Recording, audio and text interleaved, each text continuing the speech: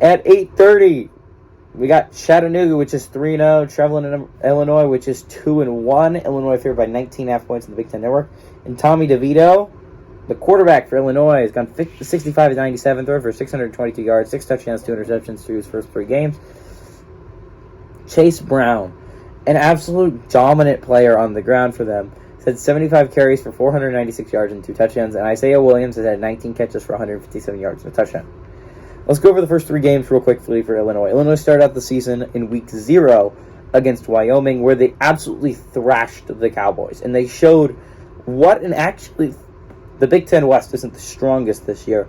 They could actually contend to be one of the team from the Big Ten West. Do I think they will? No, I think that's still Minnesota's the team to beat over there. They look like the best football team, and I do think Purdue's probably the second best. In Iowa, in Wisconsin, or Kansas somewhere. But Illinois definitely looks like a bowl game team this year, and they look good. And then in week 2, they lost a heartbreaker to Indiana. A game that statistically you should have had. They dominated Indiana in about every category you can look at statistically speaking. Before the final drive, in the second half, they had Indiana had 70 total yards on offense. But in the end, Indiana pulled off the win at home, and it was a heartbreaker for Illinois.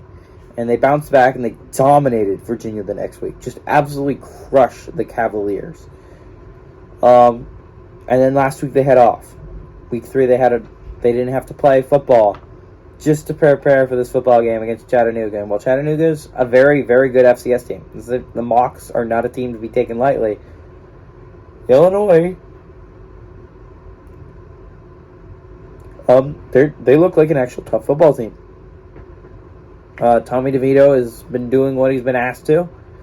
Again, he's not a world breaker, but he has been doing enough to consistently win football games. And we're going to see how they start. They start their Big Ten, actual Big Ten. I know they played Indiana in week 1.